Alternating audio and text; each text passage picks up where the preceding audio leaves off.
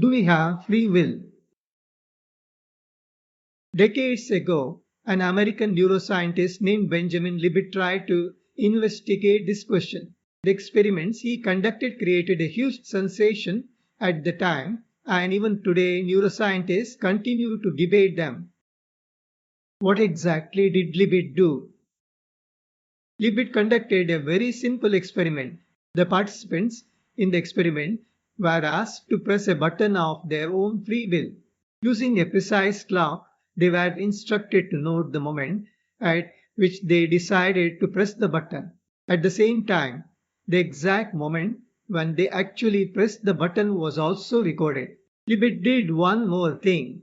He attached probes to the participants' scalps and measured specific electrical signals inside their brains. These signals indicated that the brain was preparing to engage in a physical action. Naturally, there must be a slight delay between the moment one decides to press the button and the moment one actually presses it. There is nothing strange about that. Our body needs a little time to convert the mind's decision into action. What was surprising, however, was that the brain had already begun preparing for the act of pressing the button even before the participants consciously decided to press it. That is what the electrical activity measured to the probes revealed. This raised many questions. How could the brain prepare for the action before the participants had decided to press the button? Or was it that the very same brain activity caused the participants to make that decision? If that were true, then the participants had not really acted out of their own free will as they believed they had. This experiment led to many debates and new theories. Many scientists consider it evidence for their view that free will does not exist at all and that everything is entirely cause driven. Even though Libet himself confirmed that the participants were capable of changing their earlier decision at the last moment, the debates did not stop. Free will is one of the most intensely debated subjects among neuroscientists. They feel that if they accept such a thing, it could open the door to devil in the box type theories. In other words, it would amount to accepting that there is some mysterious force beyond the brain that governs our mind. It would amount to accepting that behind all our actions there is a consciousness or soul. It would amount to accepting the existence of something non physical. That would be like breaching the strong fortress of science. But science does not accept any such idea.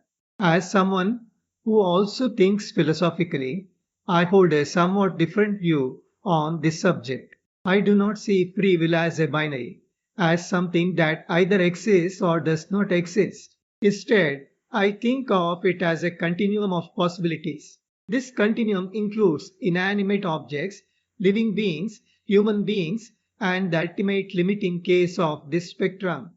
Let me explain. Take a fan as an example. It can move or remain still. It can even change its speed of rotation, but it can do so only when some switch is turned on or off, or when the regulator is adjusted. By itself, it can do nothing. This is a clear example of the complete absence of free will. Now consider an animal. It too moves, eats, searches for a mate, and does many other things. There is no physical switch externally controlling these actions. The animal is driven by its instincts or by the chemicals secreted in its brain and body. Within that limited framework, it displays free will. In other words, it possesses a limited form of free will. Now let us take the example of human beings. Although many among us are still driven by instincts, we are also capable of rising above them and acting according to our own will. When we are hungry, we do not pounce upon food like a dog. Instead, we think about whether it is right to eat the food before us. Many things govern our decision. Is the food ours?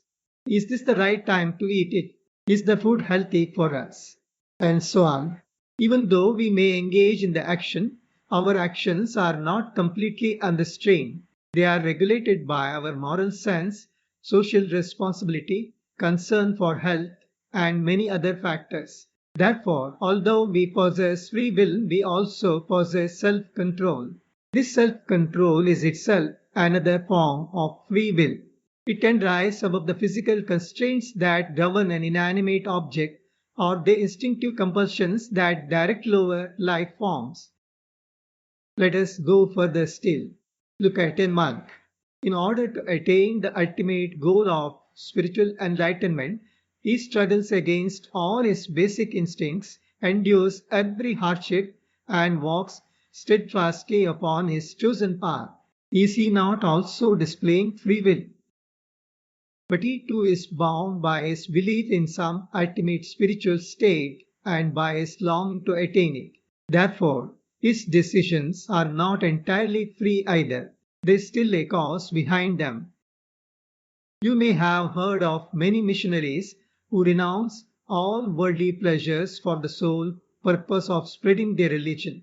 They leave their homeland, choose to live the life of an ascetic in a foreign land, and dedicate themselves to their mission.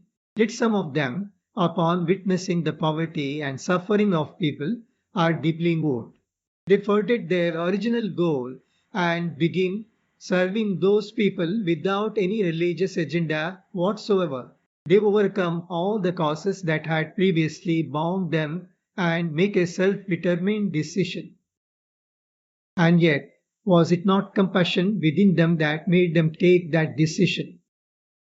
India has a tradition of Nishkama yogis. They possess neither selfish motives nor religious agendas. They are not even driven by compassion. They work solely because it is their duty. This profound sense of duty becomes the reason behind the path they choose. Thus, in all these examples, there is always some cause behind the apparently free choice. Can you imagine anyone doing anything without any cause whatsoever? Perhaps that is impossible. But here is a subtle point you may not have noticed. In the case of the fan, the cause was physical. In animals, it was chemical. In ordinary human beings, it is social rules and accepted values. In spiritual seekers, it is firm belief. In social workers, it is compassion. And in karma yogis, it is a powerful sense of duty. Every one of them was driven by some cause. But we can see that this cause gradually moves from the gross toward the subtle. In other words, the free will displayed by each of them was not of the same kind. The cause behind that will existed at different levels. They seem to move progressively closer toward the limiting case of complete free will, even if none of them ever truly reaches it. Therefore, free will is not a binary of exists or does not exist. It is a vast spectrum of freedom. Those who exist at the lower end of this spectrum possess a more limited form of free will compared to those at the higher end. Yet all of them display free will at different levels. Yes, when viewed in this way, none of us possesses completely free will, for all of us function within the framework of causality. Yet within that framework, all of us certainly possess free will within a limited range. Only its degree differs. If there is an ultimate limit to this spectrum of free will, what might it be like? Whoever exists at that limit must be free from causality itself. Such a being would act without any cause. Such a being would display unrestricted free will. Indian philosophy imagines such a possibility. The Upanishads call it the Atman, that which is free from the bondage of causality. Only such an entity can possess completely free will. In ordinary language, religious people call it God. In the Bible, God says, "Let there be light," without any prior cause, and light comes into existence. That same reality in the Upanishads says, "May I become many," and it becomes the world, living beings, and multiplicity itself. Only such a being, if it exists, can possess absolute free will. Everyone else possesses only limited free will. As we evolve, the boundary of that freedom merely expands. That free will cannot be demonstrated through a few simple probes. It can be perceived only through inner insight.